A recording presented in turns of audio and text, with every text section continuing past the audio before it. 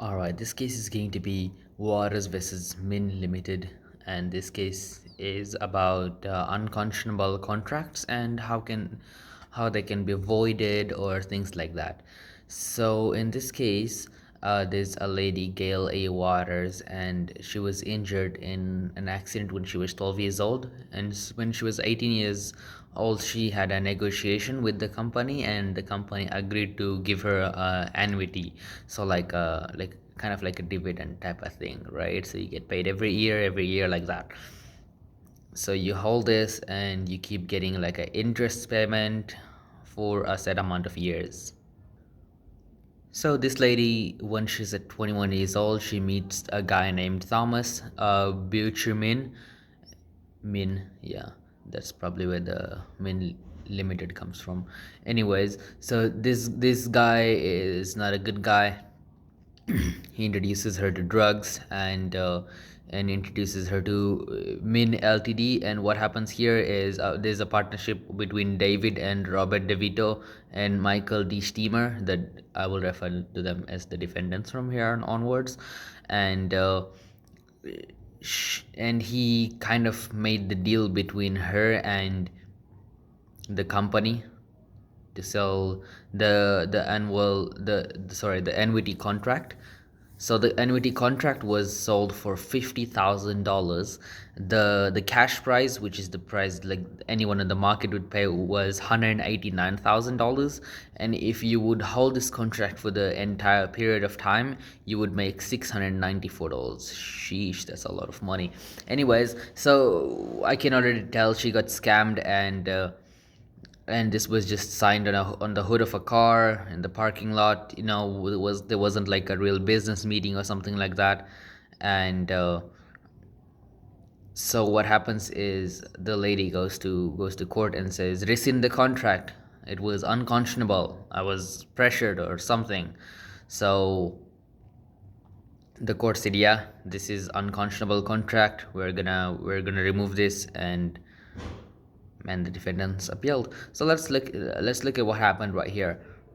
So the defendants say that no, this contract should be enforceable because, well, she's of age and other things like that. And yeah, she signed it herself. Here's the signature, right? But it's not as easy as that. So generally the word unconscionable means that you have to be really stupid to sign it. That's how it is in simple terms. So the official definition is, no person in their full conscious sense would offer this contract, and no fair and just person would accept this contract. If I was to accept this contract, or someone were to accept this contract, they would be like, wait a minute, this is too good to be true. This is way too good to be true. So because she got paid 50K, right? And the contract's cash value, immediate cash value, is 4 times higher. So the UCC doctrine was also applied to this case. And so we have to be very careful that this is due to oppression and not bargaining power. There is bargaining power as well, and businesses sometimes force each other to sell shares or do things like that. But we have to be very clear on that this is really unconscionable, because the person just wasn't aware, like if they were drugged or something. So, what is unconscionability as far as the past is concerned? So, generally, it's regarded that the contract is unfair. Like I said, the word is gross disparity. If there's gross disparity, then we know this one is a red flag. Something could be wrong with it. Something else that could be wrong with it is high pressure sales techniques.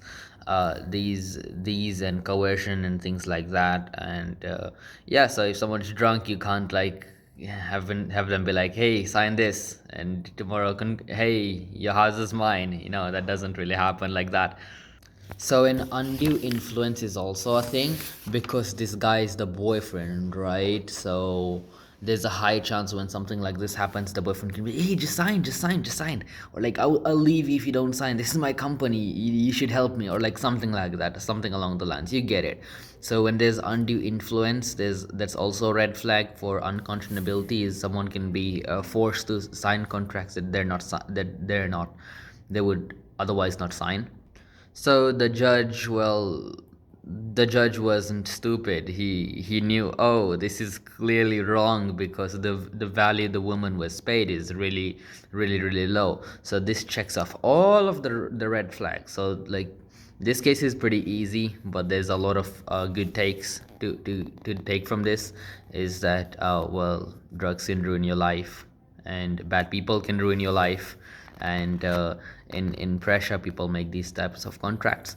So the judge said, no, this contract is unconscionable. So they looked further into this, and they found out that this guy Thomas Buchanan right here, he exhausted her credit card. So he like spent money on her credit card, a lot of money, unduly influenced her, gave her drugs and things like that. Just wasn't a very good person and had the intent to scam, and he was getting a cut out of it.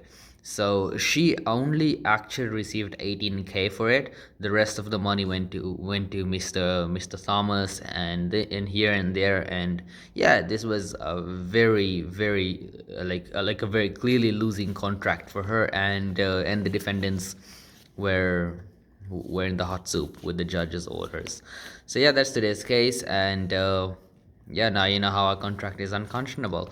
This was my take on the case, and thank you.